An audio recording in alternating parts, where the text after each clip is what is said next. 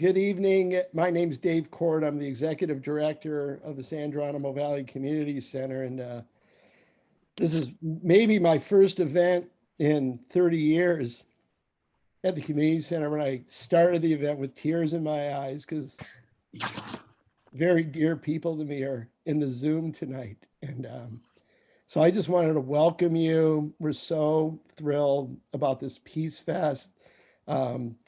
We got it going with Ted Wright, who you'll meet in a little bit, in 2015. And we never imagined we'd be doing it this way, but there's so much in our lives that we're doing now. And but there's some silver linings, as you'll see tonight. Really, our entire planet is covered tonight, from Tanzania to Cleveland to probably there's some East Coast people, California, and to Chevy's sister Georgia in Hawaii. So I think we're spanning the entire globe at this Peace Festival tonight. So I'm going to hand it over to our moderator, Alexa Davidson, my colleague at the Community Center. And I just want to welcome all of you and thank you so much for being part of this event tonight. Thank you, Dave. Yes, I just want to kick us off with a little bit of tech support before we dive into our really exciting program tonight. We have a moderated discussion with our panelists that's coming up a little bit later, but we also want to hear from all of you. So the easiest way to get a question to one of our panelists is to do that through the chat. So at the bottom of your screen, there's a chat button. You can click that. You can send it out to everybody. We'll all see it.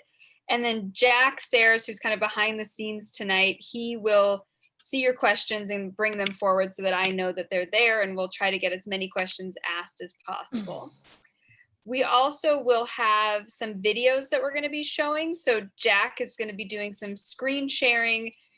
Those videos should pop up on your screen. There's always a chance, because we're dealing with tech, that they'll be glitchy, that there'll be some bugs or things like that. But bear with us. We're really making Peace Fest a virtual affair this year, which is exciting. And I'm so glad that this event is continuing on, even with all that's happening in the world.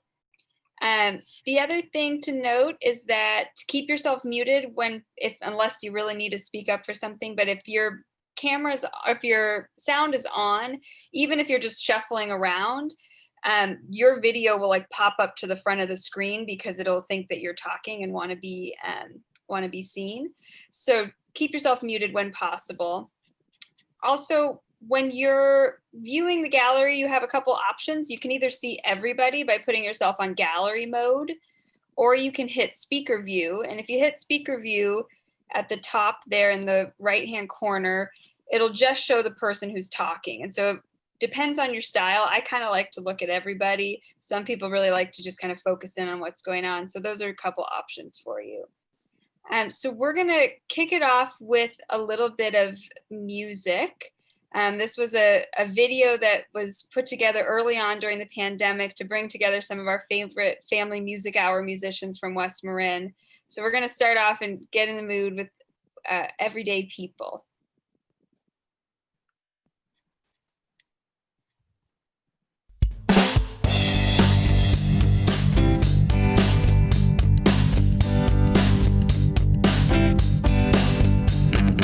Sometimes I'm right, but I can be wrong. My own beliefs are in my songs. The butcher, the baker, the drummer, and then makes no difference what group I'm in.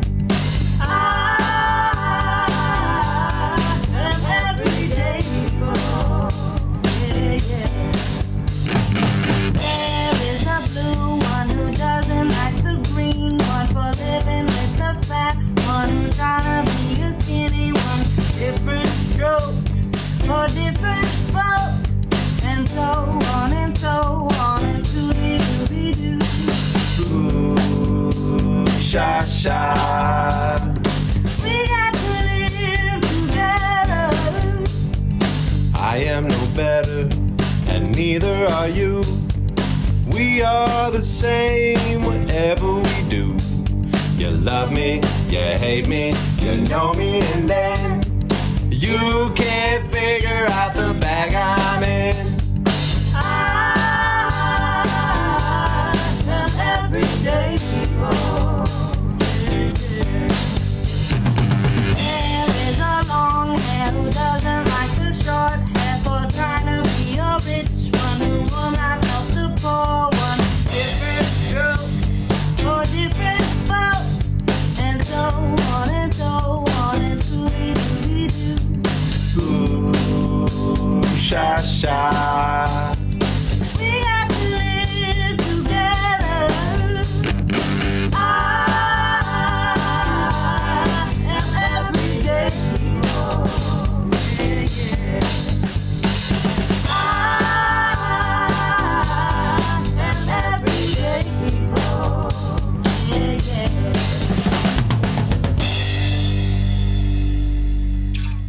Ow! Woohoo! I loved it. Like I was dancing. I know, I was dancing too. So yeah, tonight is a night that we get to celebrate the community that we live in. Whether you're here, whether you're far, we're all in this together. And that video was one of the things that came out of this pandemic that just made my heart smile. So a good way to kick off tonight. We're gonna show one more video right now that just kind of grounds us in what we're talking about. We're here to talk about peace and how that shows up in ourselves and throughout the world. So we're gonna show a Voices for Peace video. It's just a quick grounding exercise, and then we'll move into more of a discussion.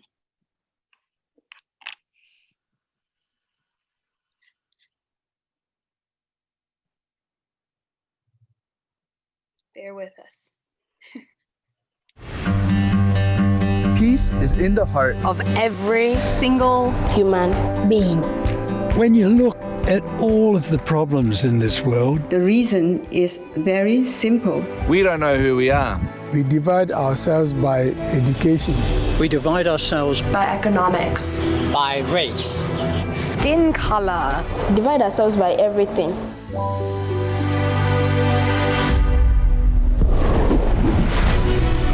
But these differences mean nothing. Absolutely nothing. And the peace that is on the inside eludes us.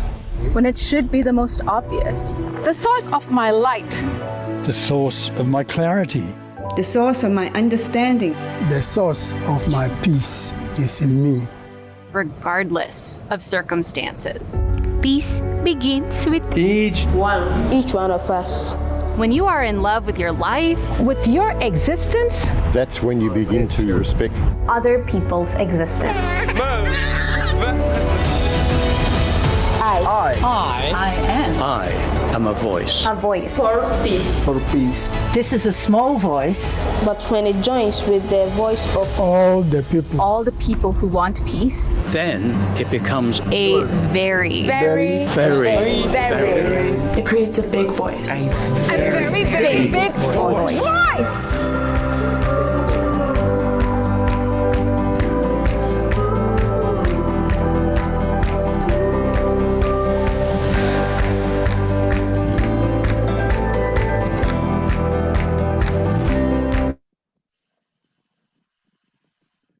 So that's why we're here tonight, to talk about peace. And we brought in some of our very favorite people who are students of peace, who are, we've got some unmuting happening. No. Well, you do see him then, I take it. He's right there. All right. No worries. All right. So I want to introduce our panelists for tonight. We're going to get into a conversation with each of them. So I'm going to read a quick bio and then I'll give each person a chance to introduce themselves. So we have 4 panelists tonight. The first person I'm going to introduce is Rick Penn. And Rick Penn is a retired National Park Service ranger and a peace activist. And Rick Penn attended segregated schools in Jim Crow, Virginia in the 1950s. He entered military service after high school and was assigned to the 101st Airborne Division, and in 1968 ordered on standby to be sent to quell violence in Washington, D.C., resulting from the murder of Dr. Martin Luther King. After returning home from Vietnam, Rick joined with the pro-peace and civil rights movement and was arrested by military police for anti-war activity while wearing his uniform. He participated in Operation Dewey Canyon with other veterans, including a young John Kerry, and was swept up in other mass arrests with folks like Dr. Benjamin Spock and crowded into holding cell by DC cops. Rick is one of the founding collective members of Rainbow Grocery in San Francisco and recently retired from his career as a National Parks Ranger, where he had the opportunity to speak extensively on the historical legacy and moral dilemma of the Buffalo Soldiers in Jim Crow America. One of the retired Ranger colleagues he has learned from is 99-year-old Betty Reed Sotskin. He wants to be like her when he grows up. Welcome, Rick. Glad to have you.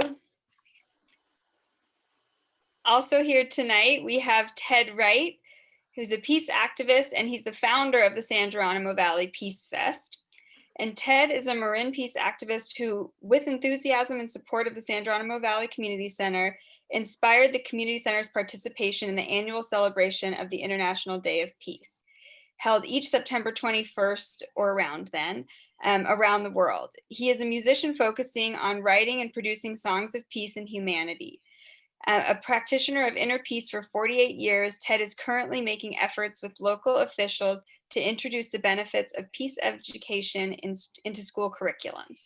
Welcome, Ted, and thank you for founding this beautiful event. Also here, all the way from Tanzania, we have Chevy Marie Anton. And Chevy Marie Anton is a teacher and student of life. She teaches and studies health and well-being. She studies how to feel good. She studies joy and our capacity for it. Chevy was born into an exceptional family and raised on a ranch in the beautiful hills of Northern California. She lived in the Pacific Northwest until her mid-20s when she moved to Tanzania, East Africa. Chevy and her sister created a living example center and life school based on the principle of leading by example, being the change we wish to see in the world, and doing what made them come alive as the highest act of service we could possibly offer. Chevy has been living and teaching there on their farm for the past decade. She is now bringing the teachings of her experience to the outer world. Welcome, Chevy, and thank you for getting up so early. It's truly a pleasure to be here. So happy you're here.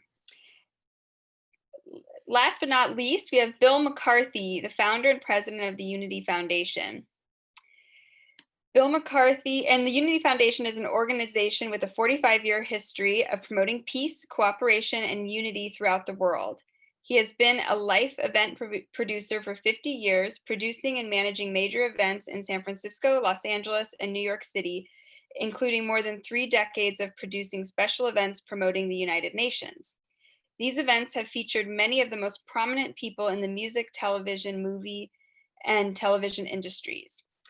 Bill is the producer and host of the Positive Spin television program, which presents positive, innovative, and solution-oriented news from around the world. He is also the initiator and co-producer of the annual Peace Day global broadcast celebrating the UN International Day of Peace, and the co-executive producer of the Peace Channel, which produces 6 annual global internet broadcasts for International Women's Day, Earth Day, World Refugee Day, Peace Day, the Day of the Girl, and Human Rights Day. All the global broadcasts give special focus to promoting the UN Sustainable Development Goals. Bill McCarthy is the recipient of the Lifetime Achievement Award from President Obama. Thank you, Bill, for being here. Yay! So I'm actually going to turn it over to our panelists. I want to give each person a chance to introduce themselves and talk about their life and their work. So our first question, which is going to each of you, is what does peace mean to you? And what has inspired you to dedicate your life to peace? And I'm going to start with Ted. And you're on mute, Ted. There you go. Well, the question makes me think back. When did peace really begin for me? And how young was I when I first even heard the word peace? What did I associate it with? And probably it was typically having to do with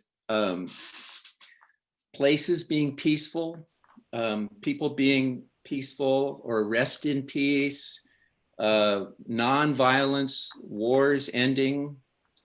And then later, you know, it was in my vocabulary, but I just didn't think about it much. You know, I was just a kid trying to fit in and have some fun. And the 60s came along, and the whole thing, the flower children, a very powerful movement towards peace in this country. And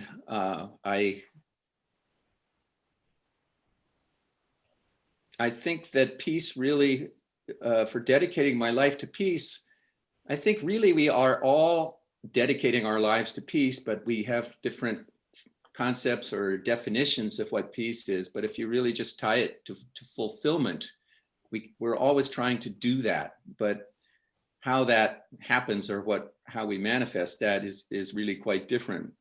But in my late teens, early 20s, I started getting into yoga and was reading books like Doors of Perception, Be Here Now, Siddhartha. And so I sort of became a seeker and knew that I had to have some way to find a reliable source of peace in my life, that it had to do more than just the circumstances of everything being okay. And that led me to meeting a really good teacher in 1972, Prem Rawat, who had a way of some techniques for going inside and finding out, kind of going into the minds of the inner treasures. And I was on the campus of College of the Redwoods, and somebody came up and told me that he could show me something about inside. And I just immediately felt, bingo, I don't have to go crawl around in India and look for, a guru and I was fortunate that he really knew what he was doing, and he had been doing it, talking about inner peace since he was 4 years old. And his mission was just to take a message of peace. Became when he was 8, he began traveling and doing that. So the more that I see the conflict and dissonance in the world, people suffering, I want to do something in this world good. And I really believe that being a voice for peace, even in the smallest way, is the noblest cause that one could be connected to. And of all the things that I've done in my life, exciting things with sports and trips and explorations, I think nothing has been really more fulfilling than being involved in this work and all the different things that it is, whether it's doing music concerts, producing music, or having an event like we're having right now. Yeah. So that's, I guess, kind of a summary. Yeah. Well, I just know that I've so enjoyed having conversations with you over my tenure at the community center, and just the perspective that you bring here into this valley is so appreciated. So thank you for being who you are and doing what you do. And Chevy, I want to ask you the same question next. What does peace mean to you, and what has inspired you to dedicate your life to peace? Thank you. Good morning, everyone. For those of you who don't know me, my name is Chevy Marie Anton. I was born into Dave Court's arms on the ranch in Marin, is how I originally came into this family. And he is one of the men who raised me up in all of your precious valley. And now, as Alexa said, I'm over in East Africa. It's 4 a.m. for me right now, so I'm just coming to and already so awakened and enlivened by just seeing all of your faces. Thank you, everyone. It's really, really, really wonderful to be here. So I am California at heart. I'm not from Africa, but I am grateful, grateful, grateful to be here. So gosh, it's such a great question. Oh, peace, peace, peace. What does actually peace mean to me? And it definitely means a whole lot. And as Ted said, I just feel honored, and as the highest, most hallowed work is this work of peace. And I would say, first and foremost, peace to me is ease. And peace to me is freedom. And peace to me is relax. And peace to me is alignment. And peace to me is clarity. And peace to me is joy. And all of those experiences lead me to know that I am in peace. And it is those experiences that have inspired me to dedicate not only just my work, but who I am to living and being peace. And as Ted says, the most noblest work we could do that is never outside of who we are. It's not, oh, well, tomorrow I'll get to peace if I have time for it. It's like, no, in every single thing that we're doing all the time, I believe is our work to be peaceful at the forefront of everything. And that peace has inspired my work to continue that. When I see peace in others, I say that, this, keep doing this, keep creating this. When I see myself and feel myself being peaceful, this, keep doing this, whatever that is, keep doing that. And the examples of peace in our world, the feelings of peace in my heart are what have or what have helped continue me to do this work. Continuing, again, it's 4 a.m. I'm coming through with my words, but anyways, it is the feeling of peace that inspires me, and it is the result of peace in our world. And to me, it seems they're just obvious. There's no other way. This is it. This is it. And we can see the results in the way that we feel about ourselves in a few minutes of our lives. We can see and feel the result of when we're in peace or not. We all know that feeling when we're feeling in peace, and it just resonates easily. And then we also know the feeling when we're not. And to me, there is no more important work or no other way. And it is not outside of ourselves. And so I'll start by saying that. Thank you, Chevy. Yeah. So glad you're zooming in at 4 a.m. to be with us. I can't wait to get more into our conversation. It's great to be here. Thank you, everyone. Quick shout out to Kay Hala. I see you. Yay. Okay, sorry. Love it. I'm pretty sure that you did the most outreach and got the most people here tonight. So I think you deserve some shout outs to your people. Thank you, loved ones. Bill, I want to move on to you with that same question of what does peace mean to you, and what has inspired you to dedicate your life to this work? Well, you know, I was a searcher for peace as well. And by some grace, I was able to connect with a teacher and learned that if I just go inside myself, I can be completely fulfilled with the essence of who I am, which is actually peace. That is really the essence of who we are. And when we connect with that, it catapults our life in these directions where we're used as a tool to make a more peaceful world. In my life, it's just been an incredible ride, and I just try to go along with it. But through that peace, I've been able to manifest things in my life. I was a hippie living in the Haight-Ashbury, and from that, I ended up producing concerts in the Golden Gate Park with the Jefferson Starship and Grateful Dead and Santana, and 20th anniversary of Love. I mean, I couldn't even believe it. I'm this little kid from Rhode Island, you know, and here I am, and all of a sudden all this stuff is happening. But then it began to become more real when I connected with the UN. And the UN, of course, their main purpose is to end the scourge of war, to create peace. And that's what they've been doing for 75 years. This is their 75th anniversary.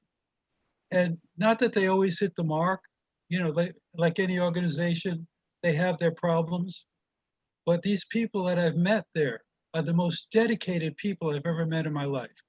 And it's a thrill for the last 35 years to be producing events for them, with them, and most specifically for this International Day of Peace, which is really the center of my heart. So it's a blessing to be here because, and I'll tell you a little story because it's important for Marin. Actually, the people who founded the International Day of Peace in the early 80s, were people with a group called Pathways to Peace, which actually is in the Marin County. They're right here. These are the founders of why we're doing everything we're doing. So Ava Madison and Joni Ciradelli and Dr. Robert Mueller, the former UN Secretary General, Assistant Secretary General, they are the founders. They hold in their hands this crucible from which everything else has blossomed, including why we're here today. And I would just encourage you to connect with these people. They're the most beautiful people you'll ever meet. And if you ever need to be inspired to be more peaceful, you just have to talk to them. Thank you so much, Bill. Amazing to know that this event traces back so many years right here in our own backyard. That's incredible. Rick, I want to ask you the same question now. I'm so glad you're here. What does peace mean to you, and what has inspired you to dedicate your life to peace? Well, growing up in Virginia, I remember skipping school one day. I must have been about maybe 8 or 9 years old. And I played hooky, and I climbed a tree, and I stayed in that tree all day. I never came down until I saw the kids coming back home from school. And being in the tree by myself, I almost felt like I was part of the tree. I even began talking to myself about things that I probably was kind of I felt like I was just swinging on these branches in this tree and just feeling the wind and the sun and hearing the birds. And it was an experience that stayed with me. And then I grew up and I started reading Howard Thurman, who was a minister and somewhat considered to be somewhat of an American mystic. In the 1930s, Howard Thurman went to India to meet Mahatma Gandhi. And when he came back, he taught at Boston University when Martin Luther King was in his undergraduate school there, and they became good friends. And then I later learned that Howard Thurman used to talk to trees. And that he would hang out with a tree and just speak to the trees. And his other fellow ministers thought he was a little odd. And then I went off to Vietnam when I was in my teens, 19. And there I was in the middle of a combat situation, in a horrible combat situation. And all I could think about was living through that experience so I could get to some place of universal love and peace. And I got exposed to some psychoactive substances too. And I had one of the most calmest experiences I have ever had. This is not in the war zone, but when I came back from the war zone, and I kept wondering, how can I get this naturally? How can I have this sense of inner peace, this connectedness to everything around me? The trees were breathing, flowers were breathing. I was so fascinated. It took me back to the time I was in the tree when I was 8 years old. And I wanted to have that. And then I met Prem Rawat, and he said, peace is not the absence of war. And I knew exactly what he was talking about, because when I came back to the States, I still wasn't in peace. Even though I'd gotten out of the war situation and was back at Fort Bragg, I was still going through the turmoil of being in the middle of this post-traumatic stress thing that I didn't even know it was called post-traumatic stress. All I knew that I was fucked up. I needed to find my way into myself. And that was, I guess, 40 some years ago. And I try to go to that place within inside myself as much as I can. And I still get distracted, but it's like a lifelong journey to go back within inside myself. And I find that when I do that, I don't need the external distractions to make me happy, because they never have. They'll come and they'll go. And wonderful relationship, they come and they go. But to finally find something that I can hold on within myself that's already a part of me is a blessing. And I try to be grateful for that. And I try to live that as much as I can. Yeah, thank you, Rick. That's an incredible story. And so much to learn from trees, I think, is one thing we can all take away, and from nature in general. But one thing that I connected to that all of you really touched on is kind of who are you when you strip away everything from the outside and really look at yourself internally? And that's a question that has been coming up for me a lot during the pandemic, as we've had different external things taken away from us, you know, at what we're able to do, what we're able to get gratification from. And it's forced a lot of us to really confront and look within. And so I think that this night tonight is so well timed with what, you know, our collective world is dealing with right now and what a lot of us are facing. So thank you for being here again. I'm going to pass it over to Bill, who's going to introduce a couple of videos that he's going to show related to the UN and the sustainability goals, which he will speak on next. And we will be back with our panelists here shortly. So Bill, why don't you give us a little background on what we're about to see? So we're going to see a couple of videos. The first one, because it's the UN 75th anniversary, the UN has been going around the world and asking for their opinions from just regular people, how the UN can be more effective, what they can do for the next 25 years. And so I thought that was pretty amazing that they're just reaching their hands out and wanting, you know, they really are our world organization, our only real world organization. And so there's a video on that. And then the second one, which is also done with music, so you'll find it interesting. The main project the UN is involved in is the 17 Sustainable Development Goals. These are a series of goals that were signed onto by all the countries of the UN. And they're to do things like have universal education for children, to alleviate abject poverty. I mean, amazing, amazing goals. And all these countries are striving at certain levels to begin to focus on these goals. And my thought is, even if they don't reach all the goals, just that they're all striving together to get to the goals is going to make our planet a much better place. So anyway, I hope you enjoy the.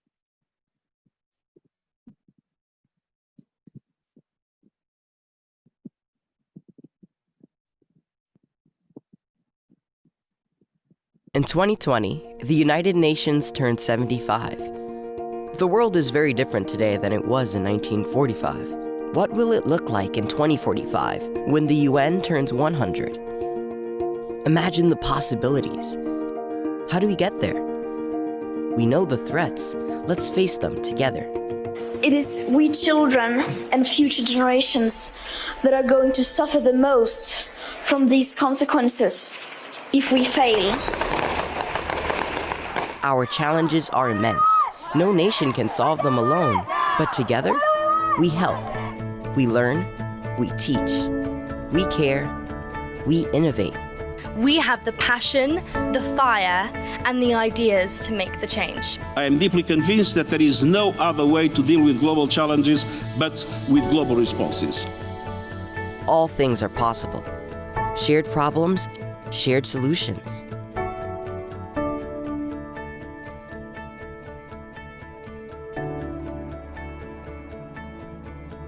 Join the global conversation. Let's shape the future together.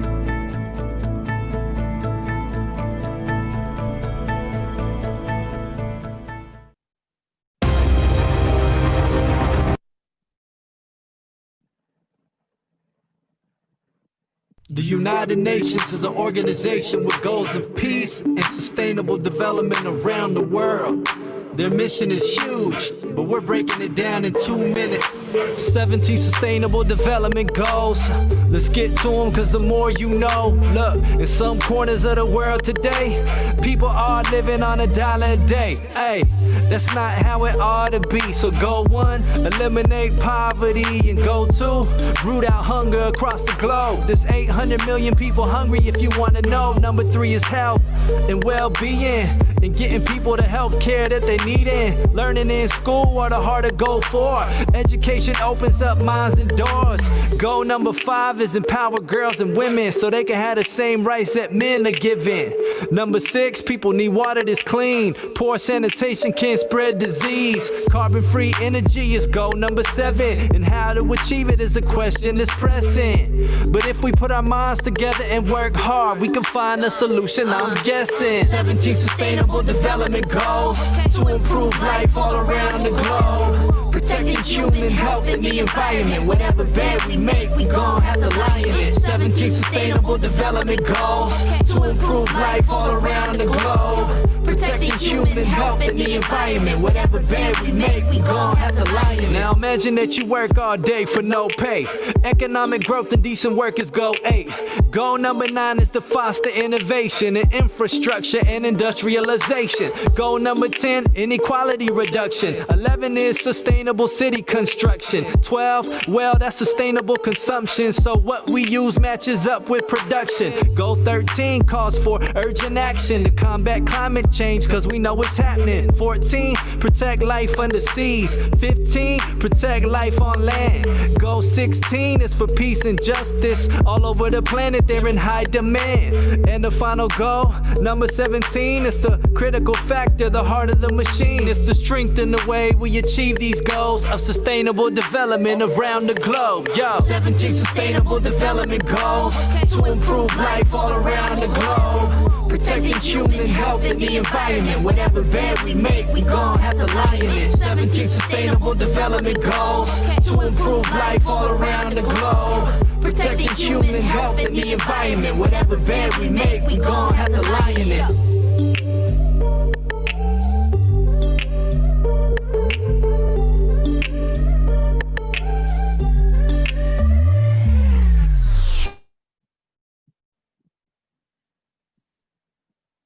Awesome. That's catchy. I think that we can get everyone to learn that song, know it, and then it'll start happening in the world. That's awesome. Thank you for sharing those, Bill. And I want to follow up with a question for you. Connected to your work with the UN and the International Peace Day, can you comment on how our San Geronimo Valley Peace event that we're having right now, how is that connected to the International Day of Peace and this larger movement happening around the world? Well, you know, there are events happening all over the world for the International Day of Peace, and it really grows stronger each and every year with more and more countries being involved. We know that from our Peace Day broadcast because we now reach out to millions of people every year, and some of the people we reach are from little small countries that we didn't even know that they would be able to see our broadcast. So you never know who you're going to reach. And really, you're reaching one heart to one heart to one heart to one heart. And that one heart is inspiring the next heart to go deep into the heart and discover their peace, because that's where it begins and that's where it flows from. I'm very honored to be a speaker here, especially because of my friend Ted, who told me he was inspired to do this from watching our peace broadcast, which to me is very, very humbling to know. And so for the last 3 or 4 years, we've had our broadcast streaming in one of the rooms during the Peace Festival here, and also providing, you know, different videos on peace and the environment and human rights for the festival. So I feel very well connected to the festival, and it's an honor to be here. And I wanted to mention one more little tidbit, which is, again, a little story about Marin, because I like to bring it back. When the UN was being founded 75 years ago, there was a conference in San Francisco where they were developing the framework. Well, President Roosevelt was really the person who envisioned the UN, and he died just a few months before the conference began. So he was never able to see his dream realized. So they felt they had to have a fitting tribute to him with all these delegates from all over the world. And you know where they chose to do it? In Marin County, in Muir Woods, under the towering redwood trees. That to them was the most perfect place, not only to honor the person who envisioned the UN, but to set a spiritual tone for the work that they're about to do. So you people are very, very lucky to live in Marin County. Very, very lucky. So you are playing a central role in the peace movement. You've got Pathways to Peace right in your backyard. You couldn't ask for more.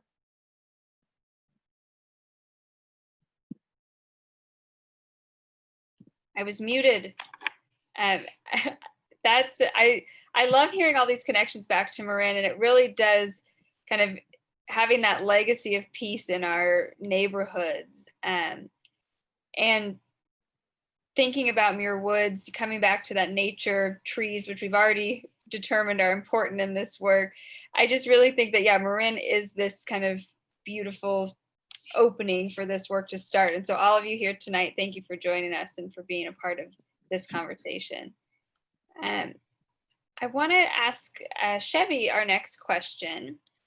So you've had quite a life, as all of us, but yours, you've kind of spanned the globe in many different ways. So from your upbringing in West Marin to the past 10 years in Tanzania, to now your current work where you're sharing your inspirational and messages of peace through online formats and through Instagram, what are the fundamental aspects of peace that persist across culture, medium, and location? And how, so I'll start with that question, then I have a follow-up question to that. Yeah, great question. Again, I would say that as all of my elders who I'm here with, Ted and Rick and Bill, just keep saying is that I think it's common the world round to often seek outside of ourselves as though peace is something external, and then eventually coming back to it is always within us. And I've seen that around the world, that it is a popular theme to look outside of ourselves. And then as well of that theme of that those who really do come to peace in themselves know that it is each of us individually. And I think that that is true everywhere, as well as people's yearning and desire for peace. And I think the world round, the instinctual ease with which we slip into peace when we recognize that it is available to all of us, and how easy it actually can be. And again, proving how circumstantial and uncircumstantial it is. Just, it's so interesting hearing about Marin and our peace as such a center. And of course, I want to get into a whole conversation, but I would wonder, do you living in Marin feel as though you are the most peaceful? And after these years of this generation of peace is how we've been living it out, are these pockets, these peaceful areas, and has our dedication, has that continued to show up? So I would say, again, just those themes that is really world round, is that we want it to be external and wish it was external and try and grasp for it externally, but that really again and again and again, it comes back to us internally.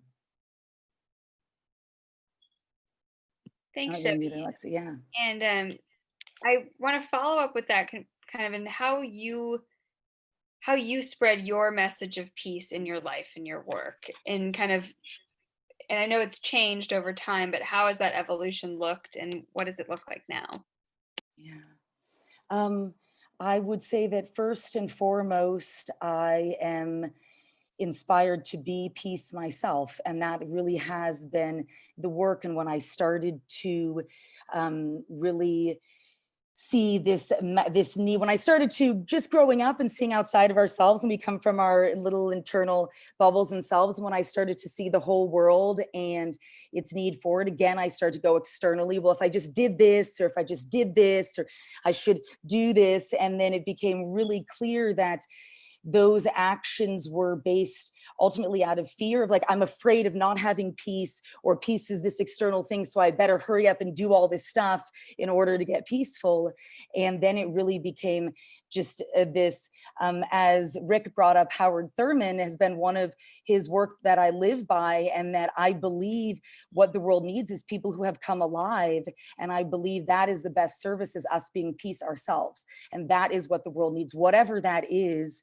And so that was my first and foremost really introduction to my work, was going from outward to inward. And then really discovering myself, I do have a choice. Peace is available to all of us. It's actually not an external privilege that is only available to some. And that actually deepening of my mind frame then led me to go back in myself. Well, where did I get to that perspective, and who taught me how to be there? And then how can I break that down for others to then be able to feel these ways about themselves?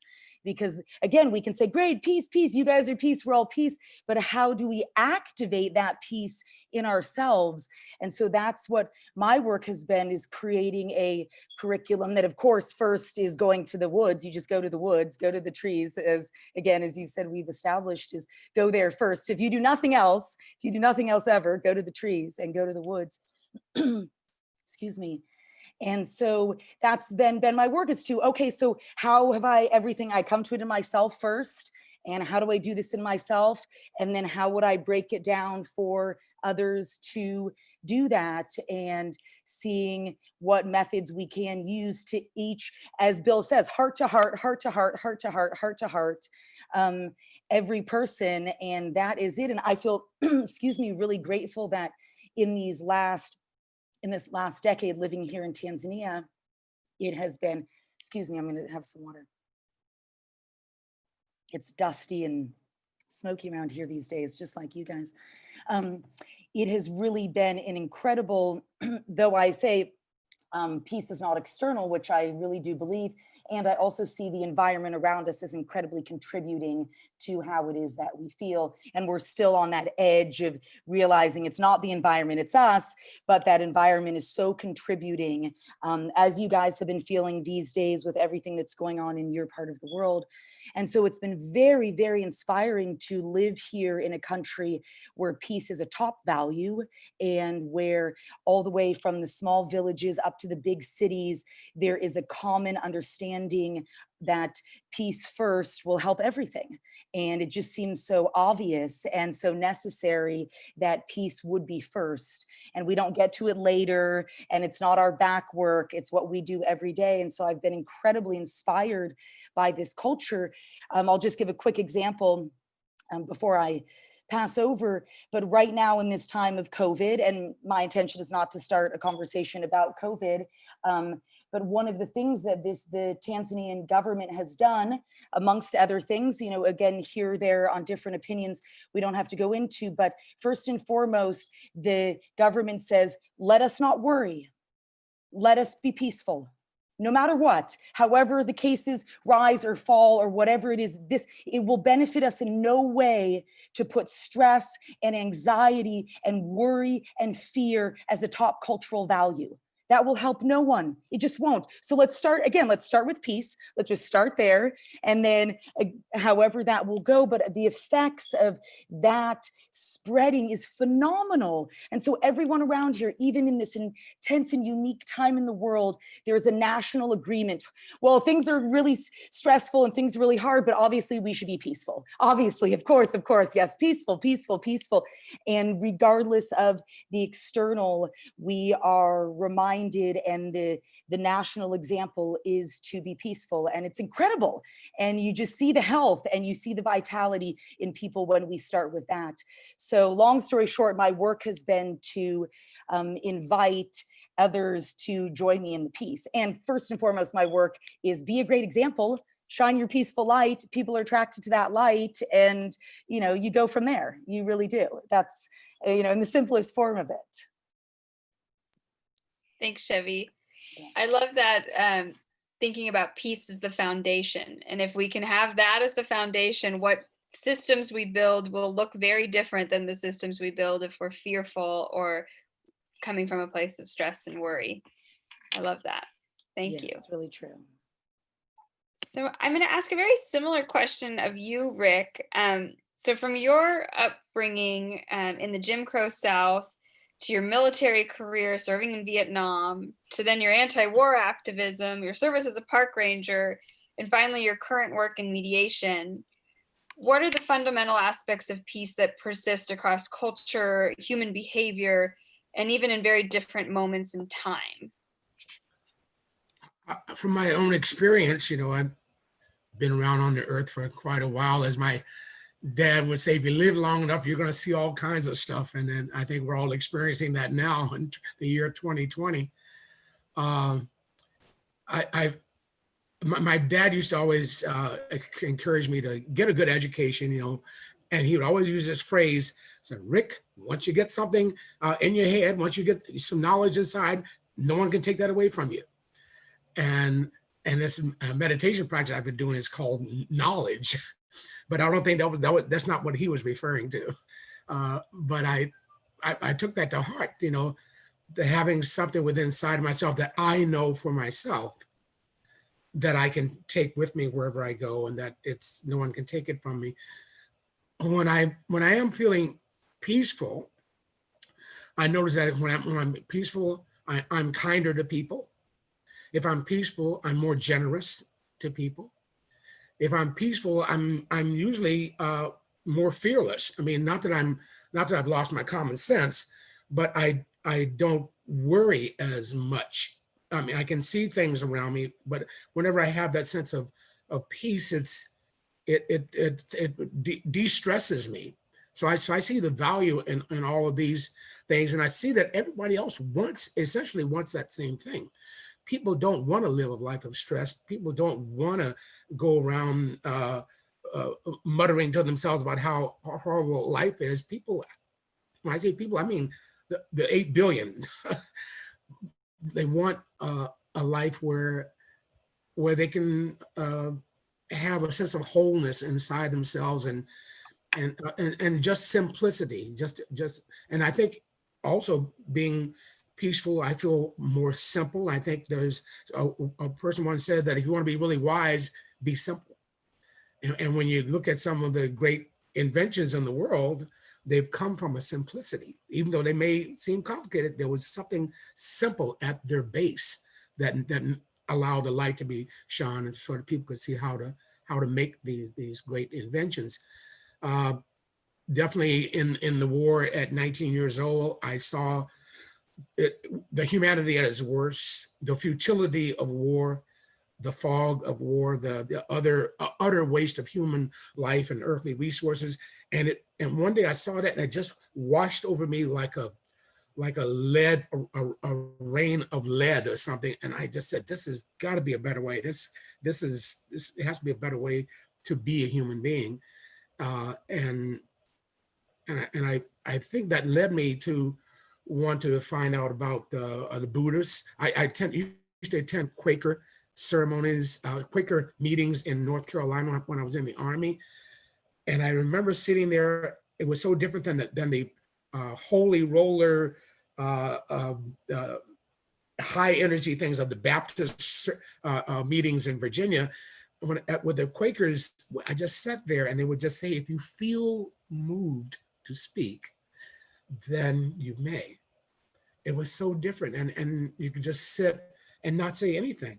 And that led me to want to find out about having a mantra, and I started doing some Buddhist work. And this is coming from being an atheist to being an agnostic, to finally realizing I think there is something in the universe. I'm not going to give it a name, and until I found something inside of myself that just made me feel like there was a Rick inside of Rick. And sometimes when I felt I could sit and just have that simple feeling of watching my breath go in and out, I had a realization that something is breathing me. I'm not breathing. Something is breathing me. And to have that, I think if more and more people had this sense of ownership of what's keeping them alive, I think there's a certain amount of strength in that, and a certain amount of human unity and recognition when you look in someone's eyes and you realize the energy that's coming out of their eyes is the same thing that's in you. And I really feel like, we've got a lot of racism to deal with. We've got a lot of sexism to deal with. We've got a lot of fascism to deal with. But it's got to come from some place, at least for me, inside myself. I have to come from some place that's grounded in a strength that I know who I am. And because you can easily give away the keys to yourself to someone else who will define it for you. And so I think peace is self-defining, or having a peaceful experience is a defining thing for me in my life. And I can't imagine my life from 40 years ago to today. How did I get here? I wouldn't want to go anywhere else. Thank you so much, Rick. What I heard from you and from all of you tonight is that peace is really, it's what we're born with. And then as our life goes on, we're taught all these different things that can take away from that and can confuse our priorities. But the journey has been getting back to that inner peace and that place that we all have inside of us. That's really inspiring. I'm going to ask Ted a question now. I think often when we think about peace, we think about world peace, peace between groups. And Ted, you've shared, and have heard from other participants tonight, that peace really starts with the individual and is an inside job. So I want to know from you, Ted, what does inner peace look like? And then how does inner peace then connect back to the larger concepts of peace in the world? What does peace look like? It's green and it has red rings around it. Well, what does peace look like? That's what it's a fundamental human thing. As you say, we're born with this. We come out of those wombs, little gurgling babies. The very first people are wanting to see us take that first breath. And we right away, it's sort of like I use this model of a computer that we're uploading all this stuff right away. We're watching our parents, we're watching our brothers and sisters. Pretty soon we're watching our friends and our aunts and our uncles and our teachers. And then people in the world around us, politicians. And throughout this whole process, we're on that path to our peace. But for us, a lot of that looks like fitting in, finding a way that there's some validation, because we need that validation. I really believe that we are all approval junkies, but it's just much more visible. Some people wear it much more on their sleeve. But getting that validation externally it's often so undependable, and it can be a lot easier for people who are good looking or have, better social skills or whatever. But it's so conditional. The hugely popular pop star can just make one wrong move, and then the next day she's got to go see a shrink because she's got all this hate mail or whatever. So I think that the way that it connects from a personal level, because we're always looking for that peace. I want to just say something about what I call the Gandhi example.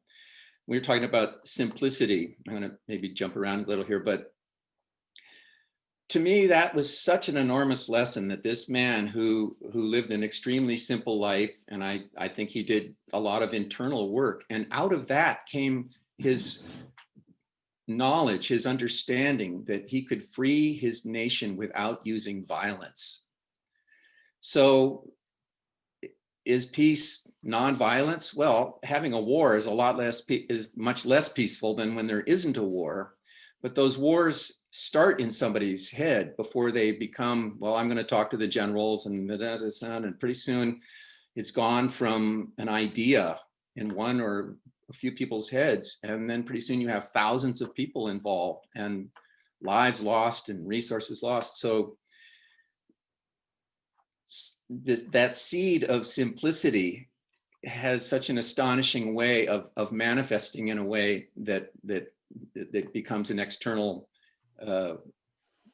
spoke of peace. All those 17 development goals, really those are what make what I think is a perfect example of making up the external spokes of peace for our world. And a lot of the glue for those, it comes from compassion. And that's we have these minds in us. I like to think of them as these minds of compassion and kindness and clarity and generosity. Those things feel so good to exhibit. They just feel good to us. And it's so much easier to exhibit those. It just feels natural to be that way when we're really down with ourselves. You know, we're not needing that external validation, and we have a modicum of joy, of happiness, of satisfaction. And there's a very cool story. Maybe some of you have heard of it. That this kid who lives in a village goes to the chief one day and he says, "Chief, I've got a question." The chief says, "Yeah, what's your question?" He says, "Well, I see these people in the village, and one day they're good and they're helping people, and then another day they're bad and they're insulting people or doing something bad. How can that be?" And the chief says, "Well, everybody, all of us, we have two wolves in us, a good wolf and a bad wolf. And these wolves fight. They fight for our attention. They fight, and they fight each other." And the kid said, "Well, which one wins?" And he says, "The one that you feed." This is one of those bombs that can change a life, because I sometimes catch myself thinking, "Ted, you've got that bad wolf bag of kibble that's open, and and I'm grousing about whatever, politics or the fires or the climate or just these cruel things that are being done in legislation that are so inhumane, or just something that somebody has said that offended me." And as a human being, I have this powerful tool called choice, and I can choose and say, I'm committed to feeling peace today, and I'm committing to feeling peace now, because I don't want to loop around this bad wolf bag. I want to, get that open one. What can I appreciate in this moment now, right now? Well, I'm alive. I have the miracle of a human life. What are the odds of that? Incalculable. It's not forever, but this is the time, and all these seconds and minutes are going by, days, and how much of this time will I spend in appreciation that I have this life? That's something that I can have a lot to do with by choosing.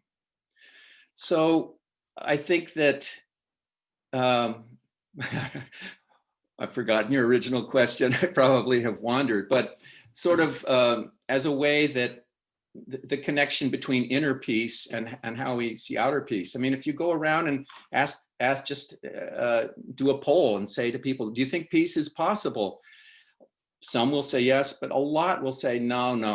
Maybe I thought it once, but the way things are today, peace isn't possible. But that's just that concept that all the wars have stopped and everybody's being kind and considerate. But peace is always there. It's always there for us. And could it be that peace is looking for us? That is the call of our hearts, that peace is looking for us. That's why it feels good. That's why things work so well in a community that is peaceful, because there's compassion and people are taking care of each other. If you had ants, how do we get to recognize the preciousness of other human lives? If I was just thinking of this, if you had ants all over your floor or whatever, eventually, first you try to sweep them and not step on them, but they've been there for days, and now you're not quite so careful, but so you step on them, and then you hear that there's this firm that needs this particular species of ant because it has an amazing thing that it secretes that cures all kinds of things, and they'll pay $1,000 per ant because there's not very many of them in the world, and they've got a $40 million grant so they can do that. Suddenly, all those, oh my God, I stepped on this one here. Is he still alive? And you see the preciousness of those ants. Well, we don't have to go through that for ourselves. We just have to find the preciousness of ourselves. And it's not really that hard.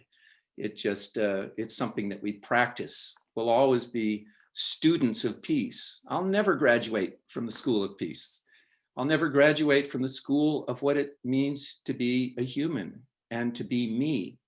I'm the first, the last, the only one, you know, that will ever be me. There may be people that look like me, but we're all unique, and we're all completely precious, completely priceless. And so this is so exciting that that this festival is growing in this way. And I just am having all kinds of ideas about how, you know, this can manifest in a more some very effective ways. And I want to see peace education get into schools, because I think kids today have a lot of, well, the rise in suicide rates in teens, it just really tells that story. And that's totally from a lack of hope. And if there was ever a source of hope, it's peace, at just from a personal level, but also in the ways that the, you know, all these development goals. But I think that kids need to find more validation just because they're alive, because they're human beings, and have a little greater understanding. And we really haven't had heretofore much training for that in our institutions. So we're completely at the mercy of all that other software. Now, this is what you've got to do. Here's the standard American fulfillment package, you know, 2.4, you know, a wife, or a husband or wife, 2.4 kids, and a 3.5 bedroom house, and 2 weeks vacation, you know, all that as fulfillment, rather than because you are a human being and you can have the human experience.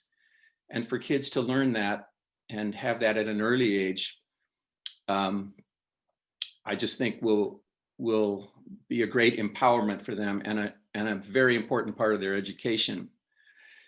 And there's a great video about a Baltimore school that teaches its students inner peace, and they had a lot of racial problems. You can look it up online. You just look up Baltimore school teaches peace or teaches meditation or whatever, and you hear these young kids talking about how they can go to their inner peace rather than getting into arguments and so forth. And so if they can get it at that age, they don't have to go into their teen years and get into those difficult times. And their validation in the difficult middle school years can be more tied to who they know they are. I will have a list of videos that a nice resources list that will be available to all of our listeners on the San Geronimo website. So I encourage you all to check out some of these videos. But that Baltimore school video just rocked my soul. And I thought, oh my God, that is so beautiful. And I've seen videos of inmates in prison who just come from the most violent circumstances and backgrounds and hopeless situations, and getting peace education and finding dignity and peace and compassion and clarity in prison, maximum security prisons. If they can do it, you know. So yes, peace is always possible. It's always there for us to choose, even in the smallest ways. Like I'm gonna think about something positive, and that person who just flipped me off in traffic, obviously they're having a hard time, or they wouldn't be needing to do that. I don't have to counter offend, and stuff, just simple little things like that. But it's always something to practice, and we all have our bad wolf bags open. But just try to feed the good wolf as much as we can, and squeeze all the peace we can out of these lives while we have them. Yeah, choosing to feed that good wolf every moment that we can. Thank you, Ted. I think what I loved most about what you said, and I saw someone else put it in the chat, is finding the preciousness of ourselves. That is a powerful thing that we can do. So thank you, Ted. And Ted brought to us a video that we're about to watch. And after this video, we're going to open it up for questions in the chat. So feel free to start putting questions in the chat now, or if you have questions for any of the panelists. But we're going to watch another short video before we get back to our discussion.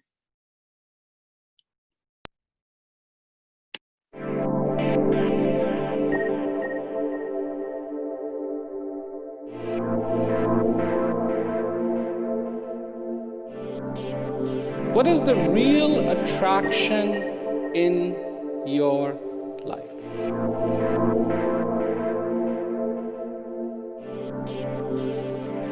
What are you attracted to?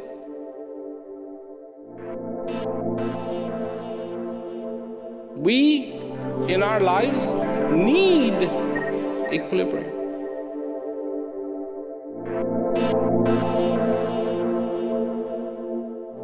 Of feeling good. Good. Feeling good.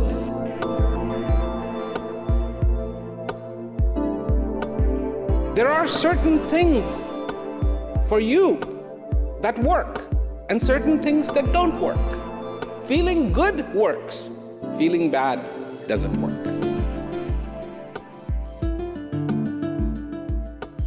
Feeling good could happen infinitely and you will be fine. You will not be bored with it. Feeling bad, on the other hand, you want to get out of that situation.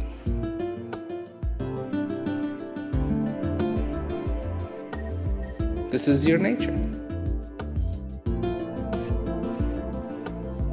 Do you concur with your nature?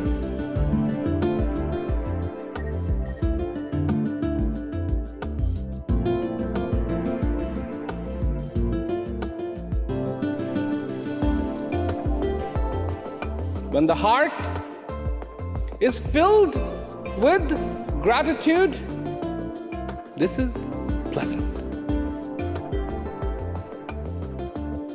When the priority of this life is understood and acknowledged, this is very pleasant. When I don't bank and bet on yesterday, nor tomorrow,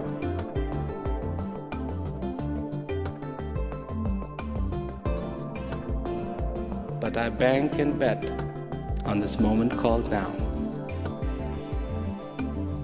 When I have understood the infinite that resides within me, then this is very, very pleasant.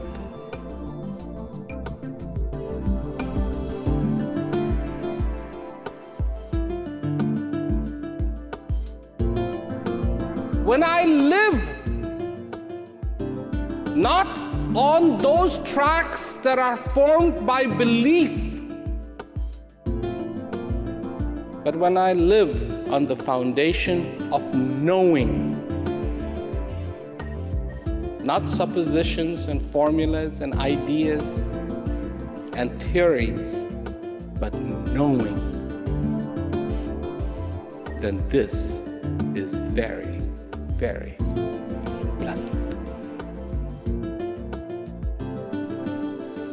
When I know, not believe, not think, not wish, but when I know the friend within, then this is very, very pleasant.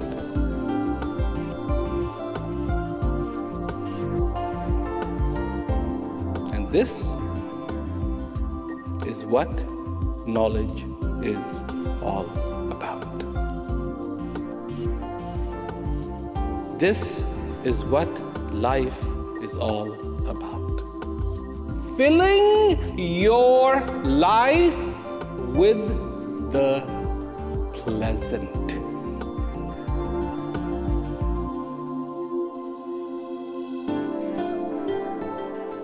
Think of life like this. It is your opportunity to spend time with the best friend you ever had. To be with the ultimate clarity in this whole universe. It is your chance to spend time with the ultimate kindness. It is your chance to spend time with the infinite. It is your chance to to spend some time with the ultimate joy.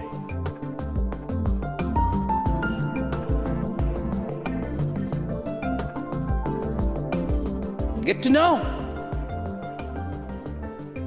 Get to understand something. Get to feel. Get to be in gratitude. Get to rejoice. When those things happen, you feel alive. That's when you begin to live.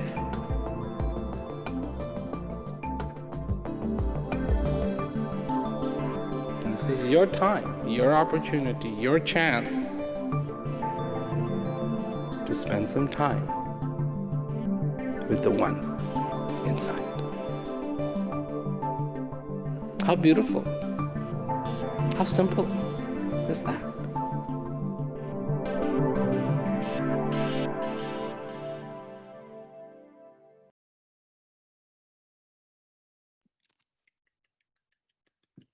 Thanks for sharing that video with us, Ted.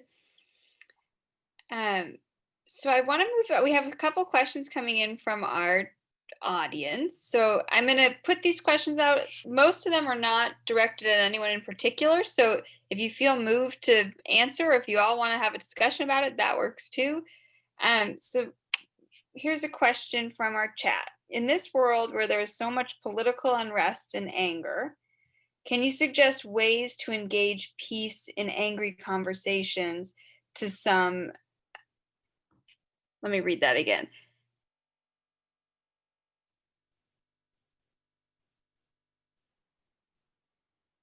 Oh, so how do we, in angry conversations that we're having, how do we bring peace into those conversations to bring calm for some, or to change minds? And how do we change the conversations that we're having that are surrounded by so much anger in the world right now?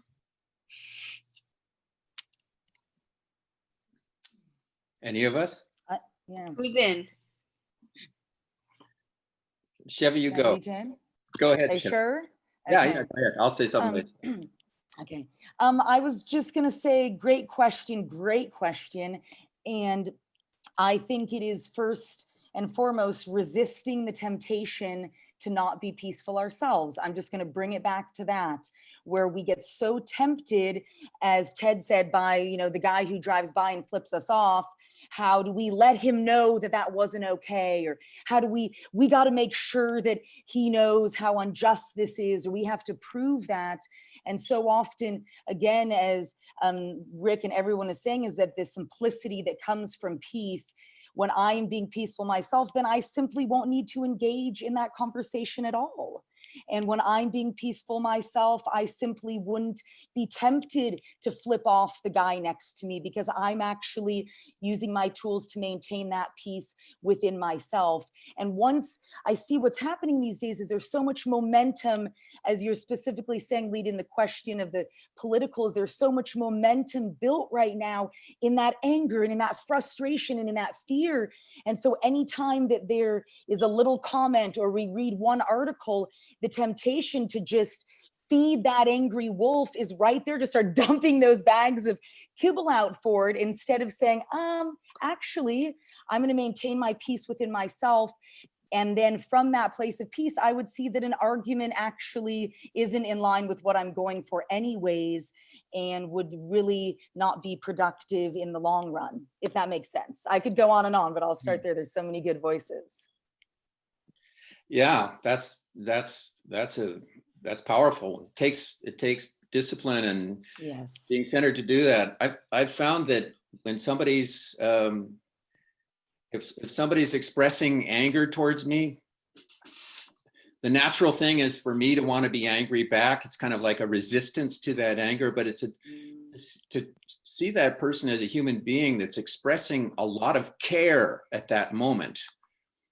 Just to listen to that person and not counter what they're saying, and be looking into their eyes and letting them know that I'm really hearing them, and try to listen to their spirit a little bit. It just de-escalates anger so much, because people always expect when they get angry, there's going to be blowback from that anger, unless they're, 6'6", 250 pounds and covered with tattoos, and, and they're talking to me, it's not going to be a lot of blowback.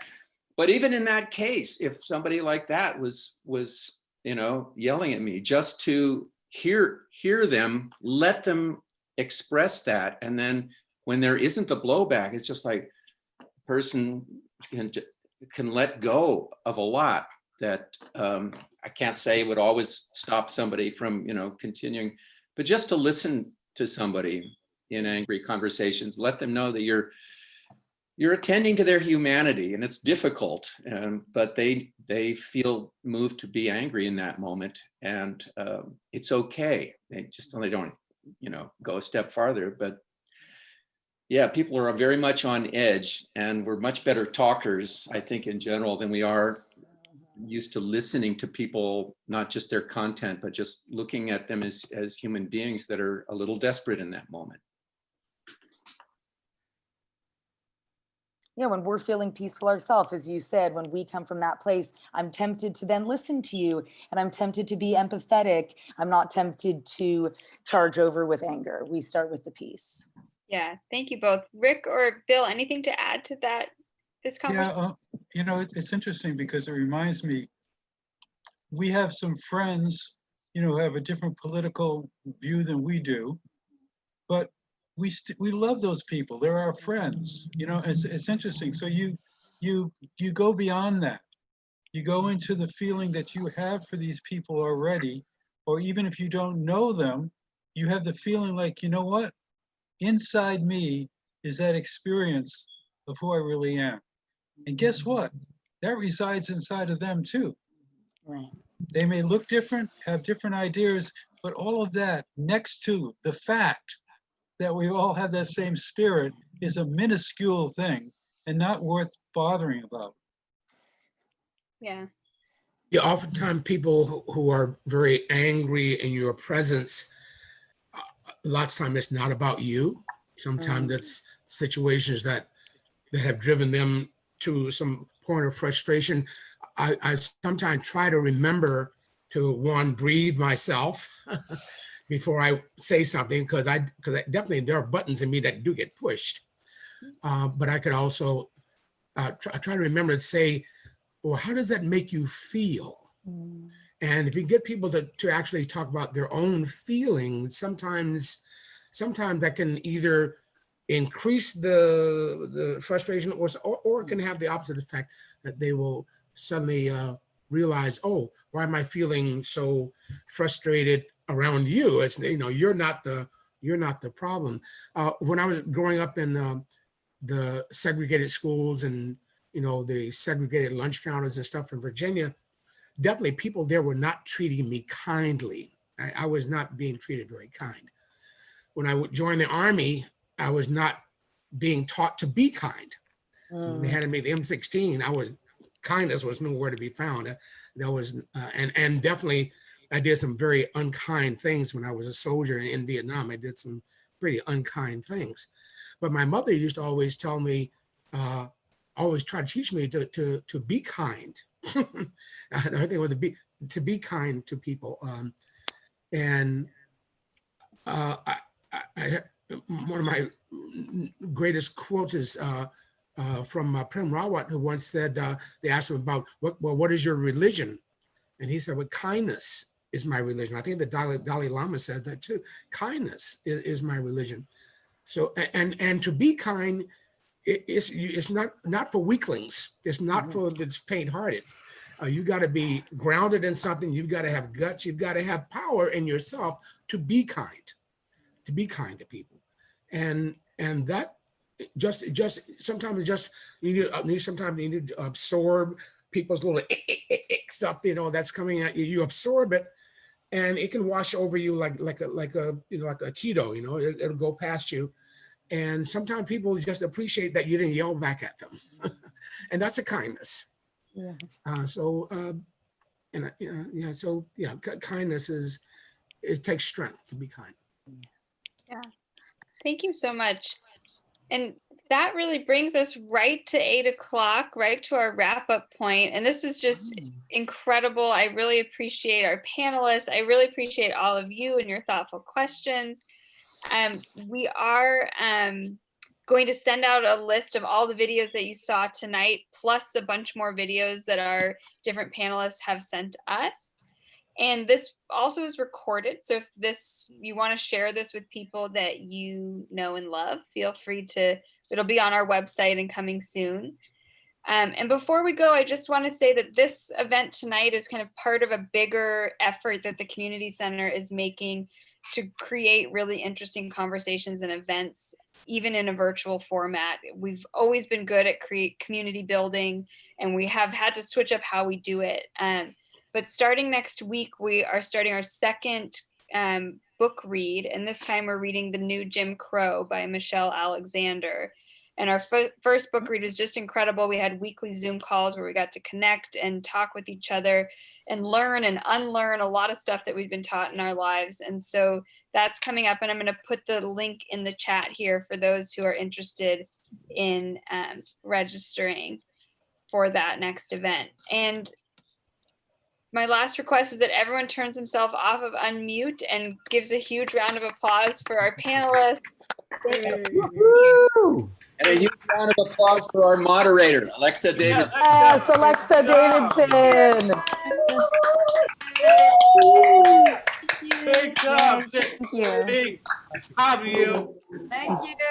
Fabulous. It's you, everyone. Be that peace. Be it now. Nothing to wait for. Nothing to wait for. Right here today. Let's build this momentum. Use this great energy of this call. Use all of this wisdom that has been brought to us. Use it for good. Right here, right now in yourselves. Build this momentum. Keep peace going. We need not wait.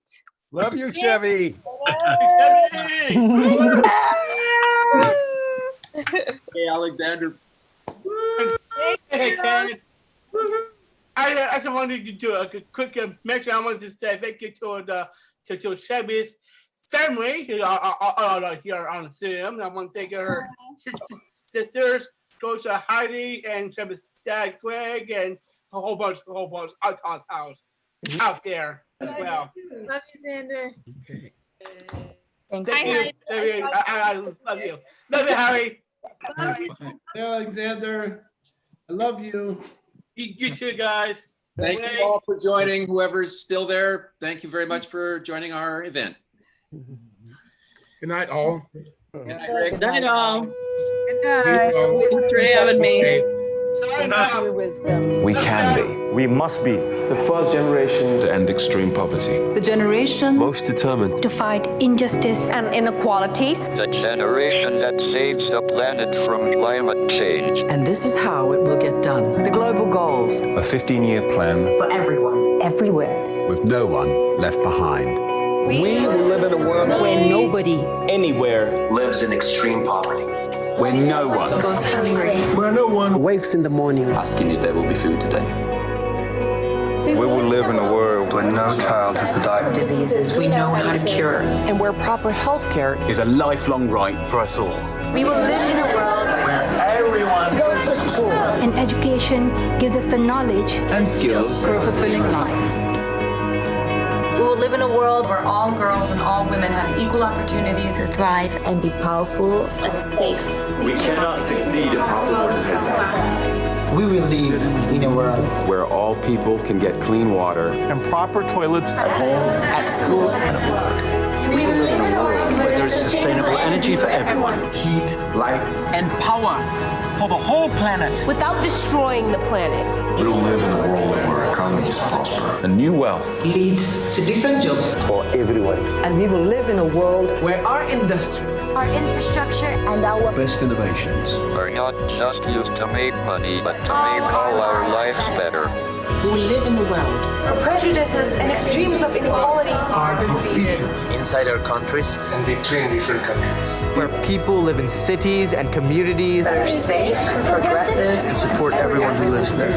where we replace What we consume. Planet where we put back what we take out of the earth.